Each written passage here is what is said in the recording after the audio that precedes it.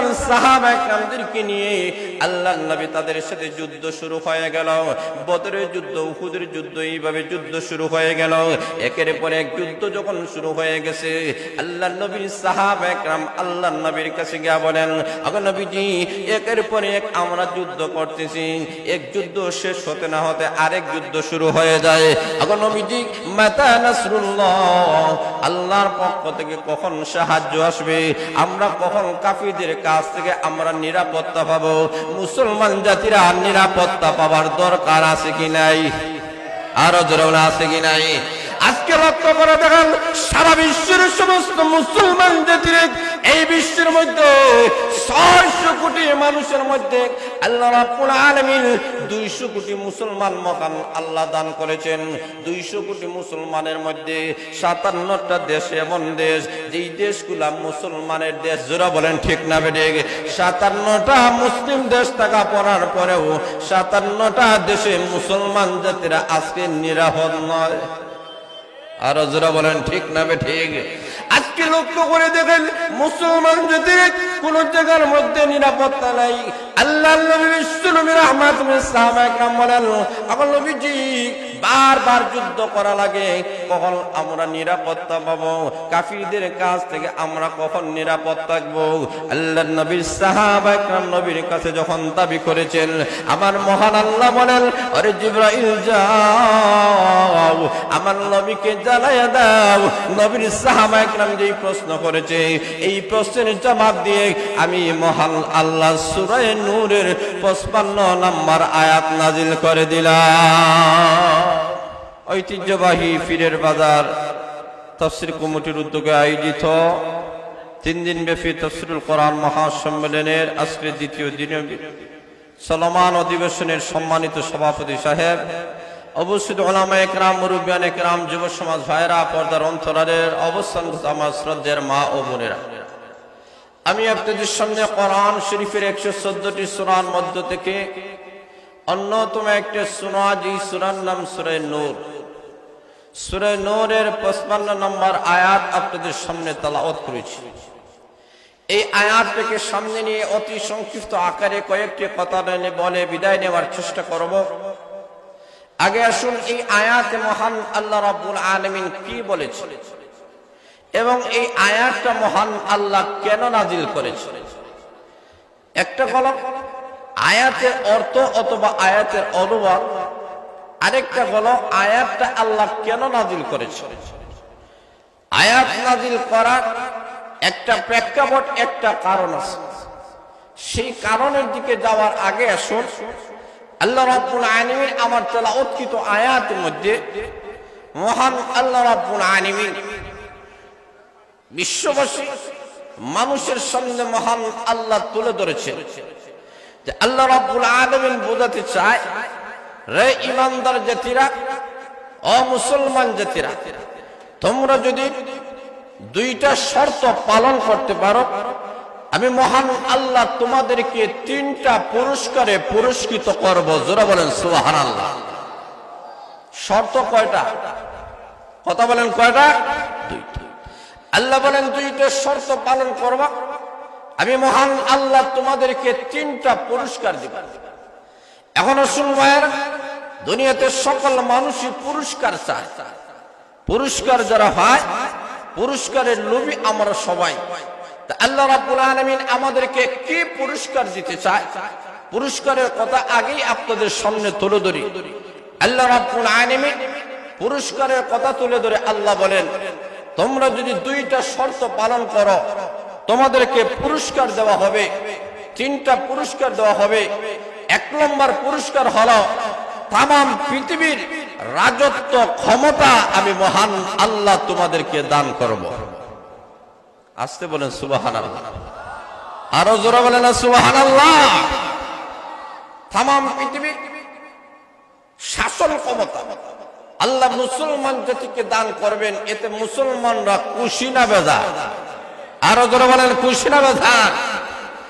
2 নম্বর আল্লাহ বলেন, 2টা শর্ত যদি পালন করতে পারো, আমি মহান আল্লাহ তোমাদের যে ধর্ম, যেটা আমি আল্লাহ পছন্দ করে দিয়েছি, সেই ইসলাম ধর্মটাকে গোটা বিশ্বময় আমি আল্লাহ প্রতিষ্ঠিত করে দিব। আরো আসতে বলেন সুবহানাল্লাহ। 3 নম্বর পুরস্কার হলো, অমুসলমান জাতিরা তোমরা বেঈমান কাফিরদের কাছে নির্যাতিত এবং নিষ্পেষিত। আল্লাহ রাব্বুল আলামিন বলেন, আমি মহান আল্লাহ তোমাদের সাথে ওয়াদা করলাম গোটা বিশ্বময় সকল মুসলমানকে আমি আল্লাহ নিরাপত্তা দান করব। আরো আসতে বলেন সুবহানাল্লাহ। এই 3টা পুরস্কারের দরকার নাই? জোরে বলেন আছে কি নাই? এখন সুবহানাল্লাহ, আল্লাহ রাব্বুল আলামিন বলেন, ও দুনিয়ার ঈমানদার জাতিরা, এই দুনিয়াতে আমি মহান আল্লাহ তোমাদেরকে দুনিয়াতে আমি আল্লাহ সৃষ্টি করেছি। ও মুসলমান জাতিরা, আমি মহান আল্লাহ তোমাদেরকে দুনিয়াতে পাঠাইলাম। মুসলমান জাতিরা, তোমাদের সম্মান বেশি, মর্যাদা বেশি, ইজ্জত বেশি। 1 নম্বরে আল্লাহ বলেন, আমি মহান আল্লাহ রাব্বুল আলামিন, আমি মহান আল্লাহ তোমাদেরকে দুনিয়ার মধ্যে আমি আল্লাহ শাসন ক্ষমতা দান করব। 2 নম্বর কলম, আমি মহান আল্লাহ তোমাদের যে ধর্ম যেটা আমি আল্লাহ মনোনীত করে দিয়েছি সেই ইসলাম ধর্মটাকে আমি আল্লাহ প্রতিষ্ঠিত করে দিব। 3 নম্বর কলম, আরে মুসলমান জাতিরা, ভয়ের কোনো কারণ নাই, আমি মহান আল্লাহ মুসলমান জাতিকে আমি আল্লাহ নিরাপত্তা দান করব। জোরে বলেন সুবহানাল্লাহ। এখন সুবহানাল্লাহ, আমার মহান আল্লাহ রাব্বুল আলামিন যে ওয়াদা করেন, আল্লাহর ওয়াদাগুলো চির সত্য, এতে কোনো সন্দেহ আসেনি। আরো জোরে বলেন, আল্লাহ বলেন, ওয়ামান আসদাকু মিনাল্লাহি কিলা। আল্লাহ বলেন, আল্লাহর চাইতে চির সত্যবাদী কথার কারো হতে পারে না। আমার মহান আল্লাহ ওয়াদা করেছেন। আল্লাহ বলেন, ও মুসলমান জাতিরা, এইভাবে 3টা পুরস্কার আমি আল্লাহ কখন দিব? এখন সময় আমার মহান আল্লাহ রাব্বুল আলামিন আমার তেলাওয়াতকৃত আয়াতগুলো আল্লাহ কেন নাযিল করেছেন? এখন শানে নতুনের দিকে আমরা চলে যাই। আল্লাহর নবী, বিশ্ব নবী রাহমাতুল আমিন মক্কা ছেড়ে যখন মদিনায় চলে গেলেন, বিশ্ব নবীর জীবনীটাকে 3 ভাগে বিভক্ত করা যায়। একটা হলো নবুয়তের পূর্বের 40 বছরের জিন্দেগি, আরেকটা হলো নবুয়তের পরে 13 বছরের মক্কি জিন্দেগি, আরেকটা হলো 10 বছরের মদনী জিন্দেগি। যারা বলেন ঠিক না বেঠিক? আসুন মায়েরা, আল্লাহর নবী বিশ্ব নবী রাহমাতুল আমিন 40 বছরের পরে আল্লাহ রাব্বুল আলামিন বিশ্ব নবীর কাছে আল্লাহ যখন কোরআন নাযিল করেছেন, এই 13টি বছর আল্লাহর নবী এবং সাহাবায়ে কেরাম মক্কা নগরীতে অবস্থান করতেছেন। বেঈমান কাফেররা একতরফা নবী এবং সাহাবায়ে কেরামে হামলা করে, আক্রমণ করে, কিন্তু কোনো জবাব দেওয়া হয় না। মহান আল্লাহ বলেন, পাল্টা হামলা করিও না, আঘাত করিও না। এখনো পর্যন্ত মহান আল্লাহ হামলা করার, জিহাদ করার পারমিশন মহান আল্লাহ দেন নাই। মক্কা চলে যখন মদিনায় চলে গেলেন, আমার মহান আল্লাহ বলেন, ও নবীজি, একতরফা হামলা চলবে না। আমি মহান আল্লাহ এখন পারমিশন দিলাম, আপনি জিহাদ করুন। জোরে বলেন সুবহানাল্লাহ। পাল্টা হামলা করুন। আল্লাহর নবী বিশ্বনবী রাহমাতুল আলামিন তার সাহাবায়ে কেরামদেরকে নিয়ে আল্লাহর নবী তাদের সাথে যুদ্ধ শুরু হয়ে গেল। বদরের যুদ্ধ, উহুদের যুদ্ধ, এইভাবে যুদ্ধ শুরু হয়ে গেল। একের পর এক যুদ্ধ যখন শুরু হয়ে গেছে, আল্লাহর নবীর সাহাবায়ে কেরাম আল্লাহর নবীর কাছে গিয়ে বলেন, আগো নবীজি, একের পর এক আমরা যুদ্ধ করতেছি, এক যুদ্ধ শেষ হতে না হতে আরেক যুদ্ধ শুরু হয়ে যায়। আগো নবীজি, মাতা নাসরুল্লাহ, আল্লাহর পক্ষ থেকে কখন সাহায্য আসবে? আমরা কখন কাফিরদের কাছ থেকে আমরা নিরাপত্তা পাবো?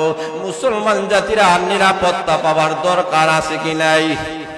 আরো জোরে আছে কি নাই? আজকে লক্ষ্য করে দেখেন, সারা বিশ্বের সমস্ত মুসলমান জাতির, এই বিশ্বের মধ্যে 600 কোটি মানুষের মধ্যে আল্লাহ রাব্বুল আলামিন 200 কোটি মুসলমান মহান আল্লাহ দান করেছেন। 200 কোটি মুসলমানের মধ্যে 57টা দেশ এমন দেশ, যেই দেশগুলা মুসলমানের দেশ। যারা বলেন ঠিক না বেঠিক? 57টা মুসলিম দেশ থাকা পড়ার পরেও 57টা দেশে মুসলমান জাতিরা আজকে নিরাপদ নয়। আর যারা বলেন ঠিক না বেঠিক? আজকে লক্ষ্য করে দেখেন মুসলমান জাতির কোন জায়গার মধ্যে নিরাপত্তা নাই। আল্লাহর নবী বিশ্বনবী রাহমাতুল্লিল সাহাবায়ে কেরাম বলেন, এখন নবীজি বারবার যুদ্ধ করা লাগে, কখন আমরা নিরাপত্তা পাবো? কাফিরদের কাছ থেকে আমরা কখন নিরাপদ থাকবো? আল্লাহর নবীর সাহাবায়ে কেরাম নবীর কাছে যখন দাবি করেছেন, আমার মহান আল্লাহ বলেন, আরে জিবরাইল যাও আমার নবীকে জানাইয়া দাও। নবীর সাহাবায়ে কেরাম যেই প্রশ্ন করেছে, এই প্রশ্নের জবাব দিয়ে আমি মহান আল্লাহ সূরা নূরের 55 নম্বর আয়াত নাজিল করে দিলাম। সূরা নূরের 55 নম্বর আয়াত নাজিল করে সাহাবায়ে কেরাম সহ গোটা বিশ্বের সমস্ত মুসলমান জাতির নিরাপত্তার আল্লাহ গ্যারান্টি দিয়েছে। নিরাপত্তার দরকার নাই, জোরে বলা আছে কি নাই?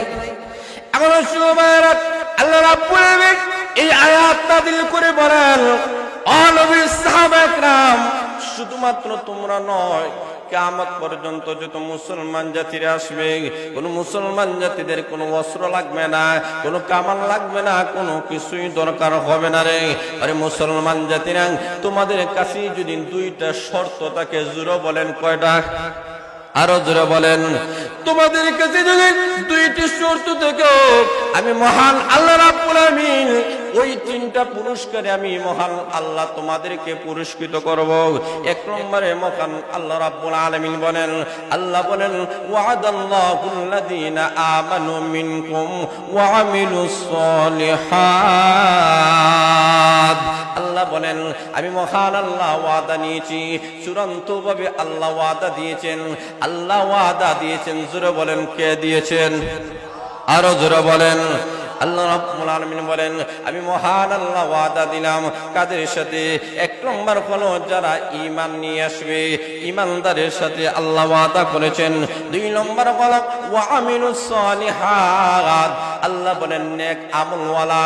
এই দুইটা শর্ত যেই যুগের যেই সমাজের মুসলমানের কাছে থাকবে, আল্লাহ বলেন যেই দেশের মুসলমানের কাছে, যেই দেশের মানুষের কাছে এই দুইটা শর্ত থাকবে, এক নম্বর হলো ঈমান, দুই নম্বর হলো নেক আমল।